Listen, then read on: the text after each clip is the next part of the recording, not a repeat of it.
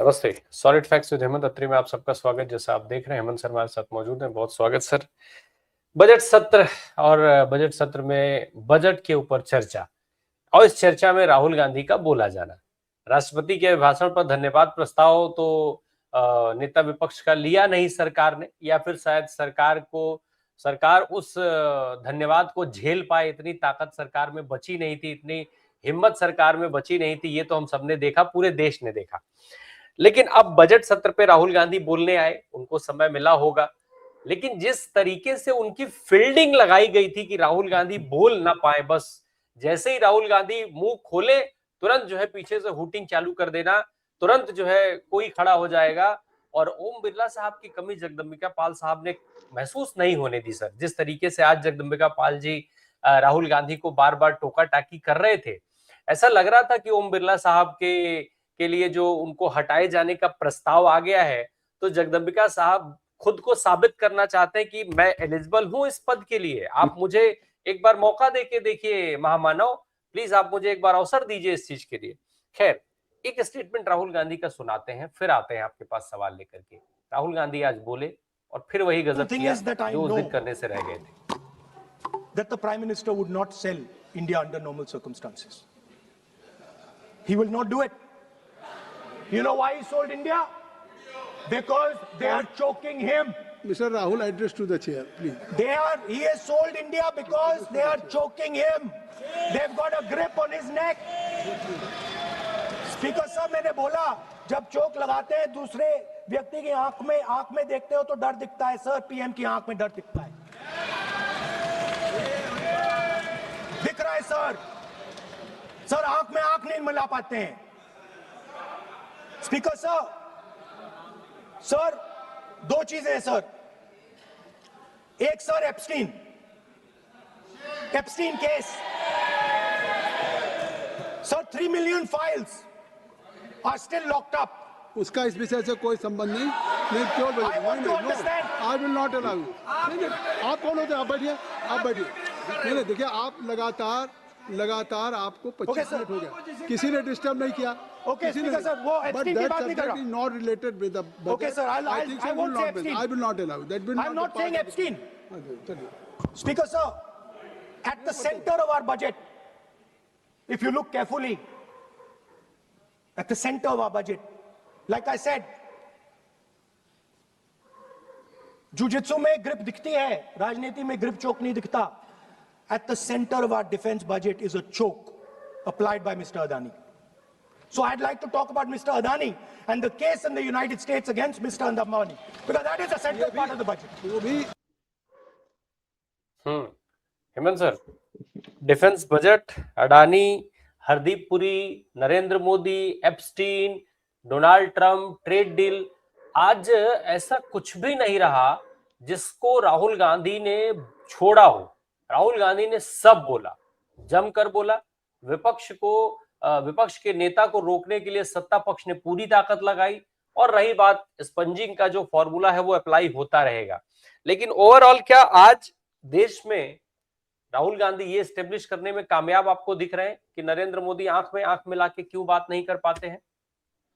राम प्रकाश जी नमस्कार, आपको सारे दर्शक साथियों को भी।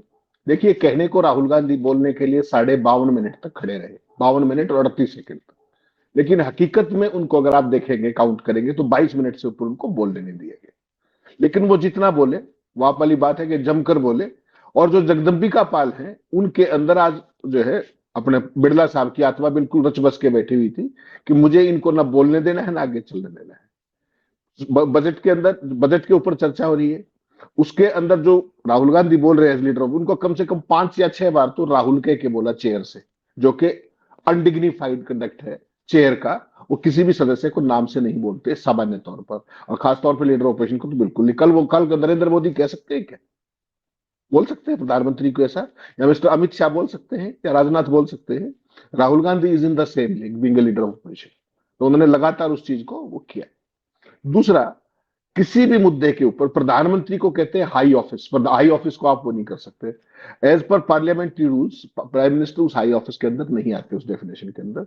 उसके अंदर राष्ट्रपति आते हैं, राष्ट्रपति आते हैं, उपराष्ट्रपति आते हैं, सुप्रीम कोर्ट के जजेस आते हैं, हाई कोर्ट के जजेस आते हैं, संवैधानिक संस्थान आते हैं। प्रधानमंत्री को संसद की उसके हिसाब से हाई ऑफिस नहीं माना गया है, ये बिल्कुल क्लियर है संसद की कर। उसके बावजूद भी वो करते रहे जो कुछ उनको करना है, क्योंकि आप वाली बात सही है बिल्कुल कि उनको ये साबित करके दिखाना है कि मैं बिड़ला साहब का सच्चा वारिस हूं और उनसे आगे बढ़ करके सेवाएं दे सकता हूं अगर आप उचित समझे तो। अब जो एम्बेरसमेंट हुई है सरकार को, देखिए आप अमेरिकन ट्रेड डील का जिक्र करेंगे, चोक का जिक्र करेंगे, बोलने नहीं देंगे, एप्स्टीन का जिक्र करेंगे, रिकॉर्ड में नहीं जाएगा, उसके बाद अडानी का जिक्र करेंगे, वो रिकॉर्ड में नहीं जाएगा, अब अनिल अंबानी का जिक्र करेंगे, वो रिकॉर्ड में नहीं जाएगा, तो फिर रिकॉर्ड में क्या जाएगा? प्रधानमंत्री जी का प्रशस्तीकरण है क्या लीडर ऑपोजिशन को? और आज तो एक बड़ा चुटकुला हुआ, अगर आप सही मायने में देखेंगे, किरण रिजिजू ने फंसवा दिया मोदी को। जब राहुल गांधी पूरी रो में बोल रहे थे तो उन्होंने कहा कि पीएम पर आरोप लगाया है कि आप सबूत दें, तो राहुल गांधी ने छूटता ही कहा कि अभी दे देता हूं, वही was carrying with those papers, उन्होंने कहा कि अभी टेबल पर रख देता हूं। स्पीकर फंस गए, जगदेव गोपाल ने तुरंत कहा नहीं नहीं नहीं, मैंने नहीं मांगा, मंत्री मांग रहे हैं। तो मंत्री भी तो संसदीय कार्य मंत्री है भाई साहब, आपने ही परमिशन दी होगी। तो कुल मिलाकर के आज जो विपक्ष का जो इस तरीके का राहुल गांधी जो बोल रहे थे और सत्ता पक्ष जिस तरीके से उनको घेरना चाहते हैं, देखिए रामप्रकाश जी, दो चीजें होती है, हमने लंबे समय तक संसद कवर की है, देखी भी। एक होता है आपको मेरिट के हिसाब से काउंटर करना कि आप जो कुछ बोल रहे हैं मैं तथ्यों के आधार पर उसको काउंटर करूं कि नहीं रामप्रकाश जी आप ये गलत बोल रहे हैं और ये ठीक है।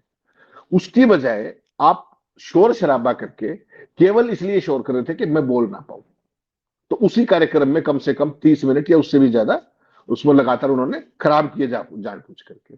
कारण क्या था कि सरकार उन सवालों के जवाब नहीं दे पा रही थी। और राहुल गांधी ने जो भाषण शुरू किया था, बहुत ही प्रोफेशनल अंदाज में ये बताने की कोशिश की कि अमेरिका को कैसे डील किया जाना चाहिए, what are the points. Number एक, भारत के पास दुनिया का सबसे बड़ा डेटा बैंक है, नंबर एक। नंबर दो, भारत के पास इतनी बड़ी आबादी है, हमारा फूड का पूरा सिस्टम फार्मर्स का, और नंबर तीन हमारी एनर्जी। तीन चीजों से उन्होंने शुरू किया था और फिर उसको स्टेब्लिश किया कि प्रधानमंत्री ने इन तीनों को ही अमेरिका के हाथों बेच दिया है, गिरवी रख दिया है। वो आपने जो वीडियो दिखाया कि कोई भी प्रधानमंत्री ऐसा नहीं करता सामान्य परिस्थितियों में, प्रधानमंत्री के गले पर कहीं ना गला घोट रखा, जिसको चौक बोलते हैं उसके भाषा के अंदर, तो वो सारी चीज। और सबसे जो हाई पॉइंट था उनके जो भाषण का, उसमें जब उन्होंने कहा कि सरकार को भारत बेचने में कोई शर्म नहीं आई क्या, बहुत ही हाई पॉइंट था। और पूरा का पूरा सत्ता पक्ष बगले जागता रह गया उस पर, उनको समझ में ही नहीं आया क्या कहा। उन्होंने कहा कि आपने भारत को बेच दिया, क्या आपको भारत को बेचने में शर्म नहीं आई? क्या आपको भारत माता को बेचने में शर्म नहीं आई? उन्होंने कहा कि प्रधानमंत्री सामान्य परिस्थितियों में ये सब चीजें नहीं कर सकते, लेकिन उन्होंने क्यों बेचा? क्योंकि ट्रंप उनका गला घोट रहा है, उनकी गर्दन पकड़ रखी है। हम प्रधानमंत्री की आंखों में डर देख सकते हैं, जो आपने दिखाया, और वो डर विजिबल है एक तरीके से। और ये पहली बार भी नहीं और आखिरी बार भी नहीं। जिस तरीके से ट्रंप की चीजों को आप स्वीकार करते जा रहे हैं और वो आगे बढ़ता जा रहा है, वो उन्होंने स्टेब्लिश करके दिखाया। फिर जिस तरीके से सरकार ने एनर्जी सिक्योरिटी को, जो रशिया को तेल नहीं खरीदोगे, ईरान को नहीं तेल खरीदोगे, वो सारी चीजें उन्होंने एक्सप्लेन की कि ट्रंप होता कौन है कि हमें ये बताने वाला। और उन्होंने ये भी बताया कि अगर हम होते सत्ता के अंदर तो हम क्या करते, हम उनको उनके गुलाम बनकर नहीं, हम उनके समकक्ष बनकर के बातचीत करते। तो सवाल ये है कि ये काम भारतीय जनता पार्टी क्यों नहीं कर पाई? इसका तो कोई जवाब था नहीं ना उनके पास, केवल एक ही जवाब था, शोर शराबा कर दो, बोलने मत दो, डिफ्लेक्ट कर दो, वो सारी चीजें कर दो। उन्होंने कहा कि अगर अमेरिका को सुपर पावर बने रहना है तो भारत का डेटा उनको चाहिए, और हमारे लिए ये बार्गेनिंग चिप हो सकती थी। लेकिन हमने किसी भी चीज में बार्गेनिंग नहीं की, हमने जो कुछ अमेरिका ने मांगा उछल उछल के दिया। और जिस तरीके से टेक्सटाइल इंडस्ट्री का उन्होंने जिक्र किया, बांग्लादेश वाला एग्जाम्पल दिया, जिस तरीके से ट्रेड डील में भारत के उत्पादों पर 3 से 18% टैरिफ हो गया, 6 गुना, और अमेरिका का जो था वो 30 से 60%, वो यहाँ पे जीरो क्रेडिट की बात आई।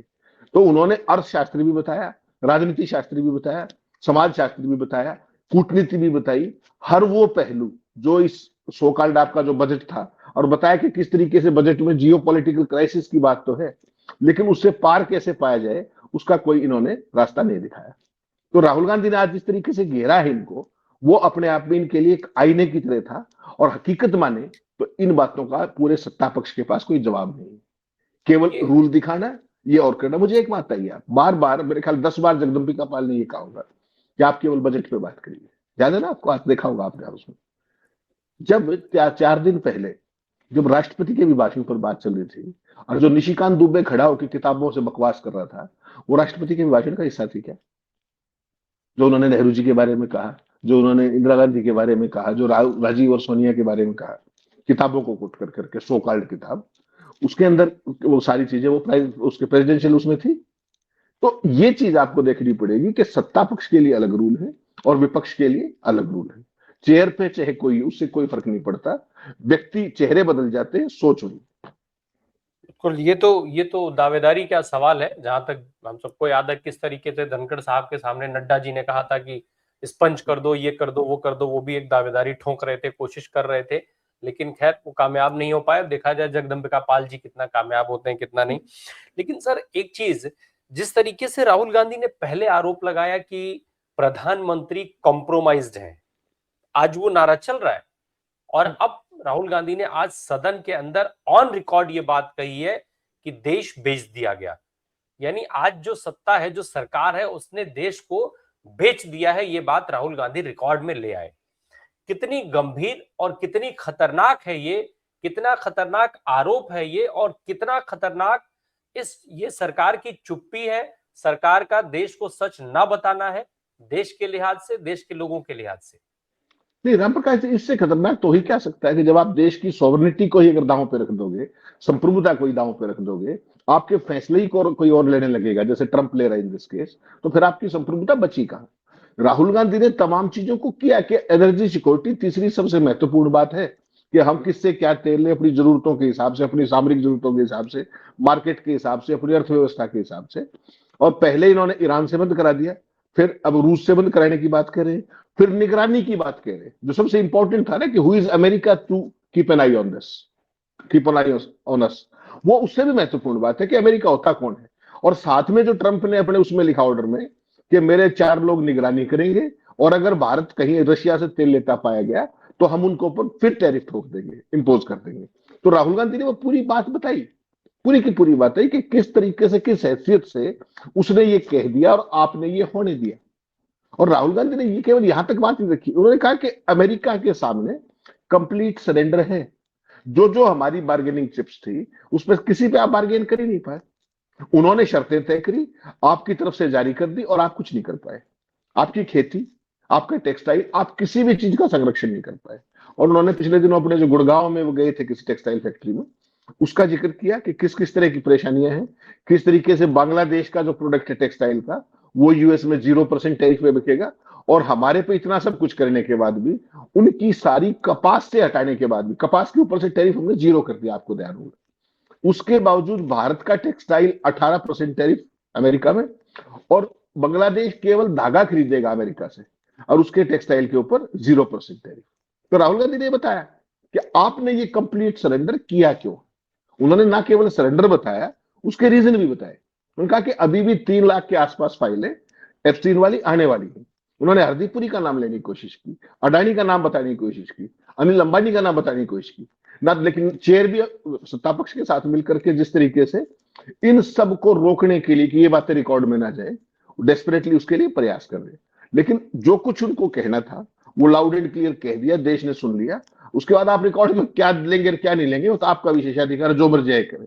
लेकिन ये चीज साफ दिखी कि जगदम्बिका पाल ने आज कहीं ना कहीं ओम बिड़ला को काफी पीछे छोड़ दिया अपनी दावेदारी की फिराक। जगदम्बिका पाल को तो खैर थोड़ी देर से किनारे रखा जाए। जिस तरीके से आज राहुल गांधी बात कर रहे थे, मैं थोड़ी लंबी वीडियो है, उसमें से कुछ कुछ अंश सुनवाता हूं, फिर आपसे बात करता हूं। जरा चलाइएगा राहुल गांधी जो ट्रंप को लेकर के बात कर रहे थे। What is surprising to me? What happened in the deal? If the India alliance was negotiating with President Trump, I will tell you what we would say. The first thing we would say is, President Trump, the most important thing in this equation is Indian data. You want to protect your dollar? You want to protect your dollar? We are your friends. We appreciate you. We want to help you protect your dollar. But please remember that if you want to protect your dollar, the biggest asset that can protect your dollar is lying with the Indian people. First thing. Second thing we would say, President Trump, if you want access to this data, then please understand that you are going to talk to us as an equal. You are not going to talk to us as if we are your servants. Sir, जिस तरीके से राहुल गांधी बात कह रहे थे dollar के protection वाली, रुपए की स्थिति और डॉलर को हम लगातार देख रहे हैं और इसका असर भारत के अर्थव्यवस्था पर कैसे पड़ेगा ये सबको पता है, पर इस पर हर आदमी ने मुंह सिल करके रखा हुआ है। पूरी सरकार, इनफैक्ट हमारे यहाँ तो उससे संबंधित सरकार में बैठे लोग ये बताने लगते हैं कि नहीं रुपया गिरा नहीं है, डॉलर मजबूत हुआ है। राहुल गांधी ने आज वो सारी चीजें जो आर्थिक रूप से जरूरी थी कवर करने की कोशिश की और देश के सामने रख दिया है। देश की आंख खुलेगी, सरकार अब इस पर चुप्पी तोड़ पाएगी, सरकार कुछ जवाब देगी, उम्मीद करते हैं आप? रामप्रकाश जी क्या जवाब देंगे? सरेंडर का कोई जवाब होता है क्या? अभी तक किसी बात का जवाब दिया है? जिस दिन से ऑपरेशन सिंदूर हुआ है उससे लेकर के आज तक, आज सुबह भी अगर आपने ध्यान किया हो तो ट्रंप ने फिर वही बात कही है कि मैंने भारत पाकिस्तान का युद्ध रुकवाया, 10 जहाज गिर गए थे, लड़ाकू जहाज, और परमाणु बम के मुहाने पे खड़े हुए थे, मैंने रुकवाया भारत पाकिस्तान। तो उस आदमी की स्थिति यह है, किसी भी बात का जवाब ये दे नहीं पाएंगे। और जो भी टर्म्स एंड कंडीशन है सारी की सारी वहां से आ रही है, इनको ना पता है ना उन चीजों की समझ है।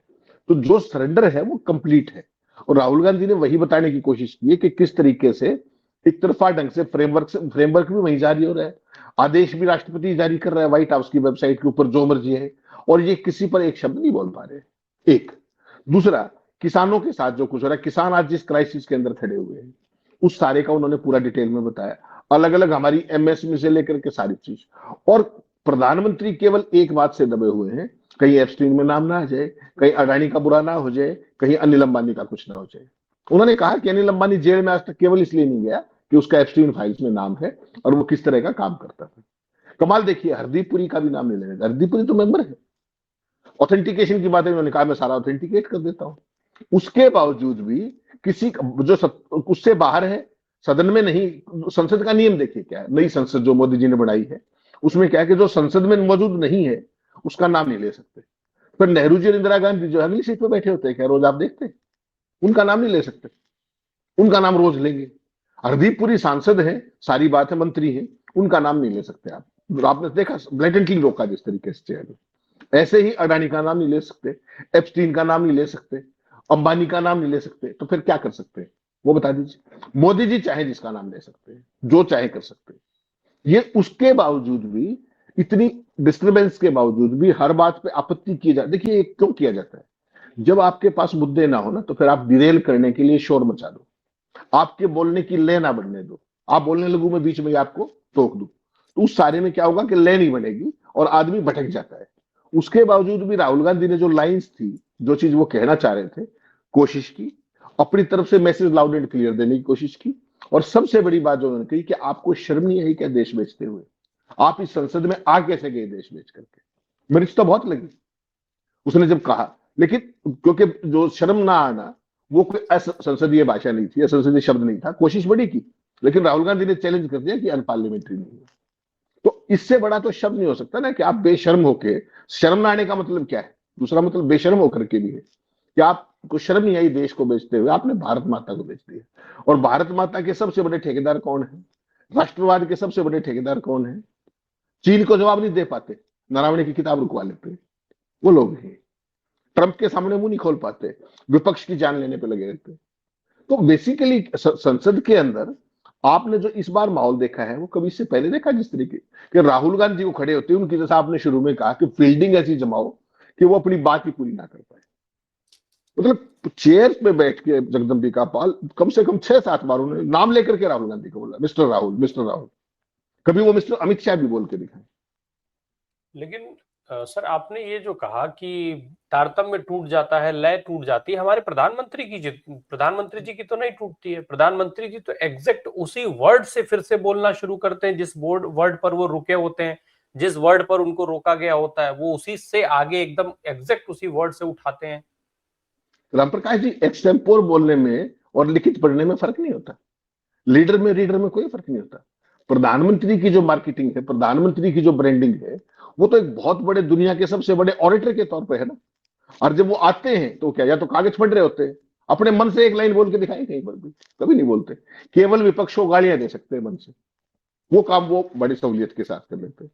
तो कभी भी आप उनको देखिएगा, जो व्यक्ति एक्सटेम्पोर बोल रहा है उसको अगर कोई टोक देगा बीच में, तो उसकी वो लय टूट जाएगी। वो फैक्ट्स, वो फिगर्स, वो सारी की सारी जो उसने फ्रेम किया अपने माइंड में, वो कहीं ना कहीं स्किड हो जाता है। और इस केस के अंदर जब आपने तो पढ़ के ही बोलना है, तो फिर तो बात ही खत्म होगी, उसके बाद तो कोई टेंशन का विषय नहीं ना। तो प्रधानमंत्री जी को कोई ना तो सवाल लेने, आप बीच में उनको कितना ही टोक लीजिए, वो किसी बात का जवाब दे ही नहीं सकते, बोलेंगे ही, वो वही बोलेंगे जो लिख के लाए, जो स्क्रिप्ट उनके पास, सर इसलिए वो धीरे आपने आपने एक अच्छी चीज ये है कि आज जब हम बात कर रहे हैं तो आपने आपने सदन भी कवर किया और आपने डिफेंस भी कवर किया। आज राहुल गांधी ने डिफेंस को भी बहुत मजबूती के साथ उठाया, अडानी पर बहुत गंभीर आरोप लगाया। हालांकि आरोप नया नहीं है, पूरा देश आज ये आरोप लगाता है और देश में एक बड़ा तबका इससे त्रस्त है। त्रस्त जिस तरीके से शेयर मार्केट में बैठे बिठाए कई लाख करोड़ रुपए डूब जाते हैं और वो सब अडानी के शेयर्स के ही डूबते हैं, और फिर उसके बाद अडानी के शेयर्स में टैक्स पेयर्स का पैसा लगा करके अडानी के शेयर्स को रॉकेट करा दिया जाता है, उसमें फिर नुकसान लोग उठाते हैं। तो लोग त्रस्त हैं। आज राहुल गांधी ने उस मुद्दे को सदन में बाकायदा नाम लेकर के उठाया अडानी का, जबकि भाई अडानी का नाम लेना तो सदन के अंदर अलाउड ही नहीं है। उससे तो शायद नरेंद्र मोदी जी को गाली देने से ज्यादा बड़ा अपराध अडानी जी का नाम लेना है, सवाल उठाना है। ओवरऑल ये जो डिफेंस की बात कह रहे थे कि centre of our budget, defence budget choked या समथिंग बाय अडानी, कुछ राहुल गांधी कह रहे थे, जरा उसका मतलब समझाइए हमारे दर्शकों को नहीं नहीं, कि वो वो आरोप बेसिकली, क्या बता रहे थे, कैसे बता रहे थे। एक तो रामप्रकाश जी, एक चीज हमेशा के लिए जान लीजिए, आप भी और सारे दर्शक भी, कि इस सदन के अंदर जब तक मोदी जी प्रधानमंत्री हैं, अडानी का नाम पूर्ण लाइट में लेना ईश निंदा के बराबर है। ये ध्यान रखिएगा हमेशा के लिए। तो कोई चेयर पे बैठा हो, उसके लिए वो सारी चीजें सेम है, terms and condition remain same, वो स्टार लगा हुआ, पहली बात तो ये। दूसरी बात, आपने देखा कि इस बार क्या हुआ कि विदेश से जो हेलीकॉप्टरों के, एयरक्राफ्ट के जो पुर्जे आएंगे, उनको बिल्कुल ड्यूटी फ्री कर दिया गया है। ये निर्मला ताई ने घोषणा की।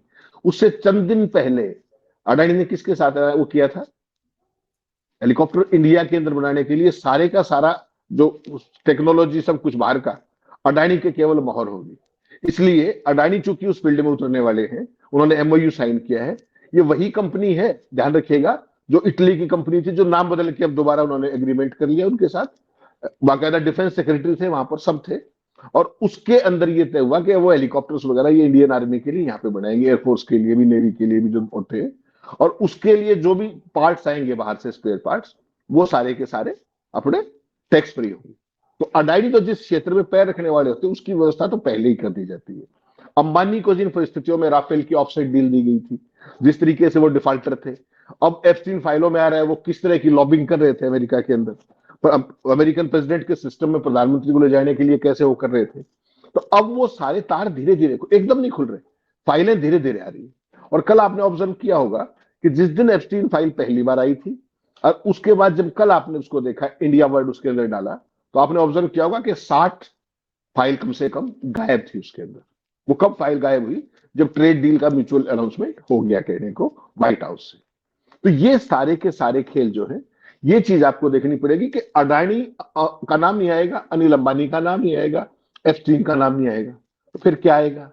ट्रेड डील के तार खोलने लगो तो वो भी, ट्रेड डील के मूल में क्या है, अडानी का केस अमेरिका के अंदर, एप्स्टीन की फाइल है, उनको नहीं बोलोगे। तो राहुल गांधी ने इशारों में जितना उनको बोलने दिया गया उतना उन्होंने बोल दिया, और बाकी देश को समझ में आ गया कि इस देश में हो क्या रहा है एक्चुअली।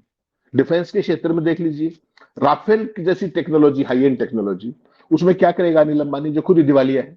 उसके बावजूद भी फ्रेंच प्रेसिडेंट ने क्या कहा था मैक्रोन ने, कि मुझे कहा गया था कि अनिल अंबानी को लेना है ऑफसेट के अंदर। तो जिस आदमी ने कभी कागज का भी जहाज नहीं बनाया, वो इस देश के राफेल फाइटर का मेंटेनेंस का ठेका ले रहा था। किस उपलक्ष्य में, किस विशेषज्ञता के आधार पर, किस अनुभव के आधार पर। तो ये उन्होंने सही कहा राहुल गांधी ने कि आपने देश बेच दिया, not in terms of trade deal only, in overall strategic जितने भी हमारे फैसले हैं, जितने भी हमारे सॉवरेन फैसले, स्ट्रेटेजिक फैसला है हम किससे क्या खरीदेंगे, डिफेंस इक्विपमेंट से लेके और सारा, हम अपनी एनर्जी सप्लाई कहां से रखेंगे, ये हमारा सॉवरेन फैसला है, संप्रभु फैसला है। वो भी अगर अमेरिका बताने लगे चबहार में आप कुछ नहीं करेंगे, ईरान से आप तेल नहीं खरीदेंगे, आप रशिया से तेल नहीं खरीदेंगे, आप वेनेजुएला से और अमेरिका से खरीदेंगे, ये कौन होते हैं वो कहने वाले। तो राहुल गांधी ने कहा कि मैं होता तो हम आमने सामने बैठ के बात करते हैं कि मिस्टर ट्रंप, अगर आपको सुपर पावर रहना है तो आपको हमारी ये बातों पर समान धरातल पर बात करनी पड़ेगी, हम आपके नौकर नहीं हैं। This is what he said. उन्होंने सरकार को यह बताया कि एक दूसरे देश के साथ डील कैसे की जाती है। आप जो फर्जी 56 इंची लिए फिरते हो मुंह बली के नाते, जो मर्जी आए प्रोपेगेंडा करके पोमेरियंस के जरिए, मीडिया के जरिए, वो हकीकत नहीं है। उन्होंने देश में जो हकीकत है, आज की ओवरऑल परिस्थितियां, नंबर एक ट्रेड डील, आज पूरी दुनिया की जो ग्लोबल सिचुएशन है, उन सारे इश्यूज को समग्र रूप में एक तरीके से जियोपॉलिटिकल सिचुएशन को रखने की कोशिश की। लेकिन ये जो भाई सामने बैठे हैं सत्ता पक्ष में, उनको ये शब्द समझ में कभी नहीं आ सकते। उनकी ट्रेनिंग राम प्रकाश जी बेसिकली हिंदू मुस्लिम की है बेचारों की। उनको ये बात समझ में आएगी, पैराडाइम शिफ्ट उनको समझ में आएगा क्या, डेटा पूल उनको समझ में आएगा, एनर्जी एंड फाइनेंस वेपनाइजेशन उनको समझ में आएगा क्या, वर्ल्ड का चेंजिंग ऑर्डर समझ में आएगा, जियोपॉलिटिकल कॉन्फ्लिक्ट उनको समझ में आएगा, आज क्या है और भविष्य क्या है ये उनको कभी समझ में नहीं आएगा। उनका सिलेबस है हिंदू मुस्लिम, उसके चैंपियन है वो। तो जब ये चीज उनको समझ में नहीं आती तो फिर वो शोर करने लग जाते हैं, ये नहीं आएगा, एप्स्टीन नहीं आएगा, अंबानी नहीं आएगा, अडानी नहीं आएगा। अब तो कमाल देखिए, हरदीप पुरी भी नहीं आएगा, प्रधानमंत्री का जिक्र भी नहीं आएगा। बताइए आप, प्रधानमंत्री सदन के नेता है भाई, is a member of that. आपने कहा ऑथेंटिकेट कीजिए, सामने वाला कह रहा है लीजिए मैं ऑथेंटिकेट करता हूं, तुरंत पलट के कहते हैं कि मंत्री ने कहा, मैंने नहीं कहा। तो बोलने दीजिए, जब आप राम प्रकाश जी कोई बात करें, मैंने कहा ऑथेंटिकेट कीजिए, यू आर रेडी, तो फिर आपको बोलने देना चाहिए, नहीं बोलने देना चाहिए? फिर भी नहीं बोलने दिए और ऑथेंटिकेशन के लिए मना कर दिए।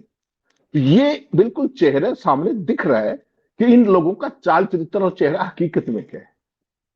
ये लोग भाग जाना चाहते हैं तथ्यों से, लेकिन इनको भागने नहीं दिया।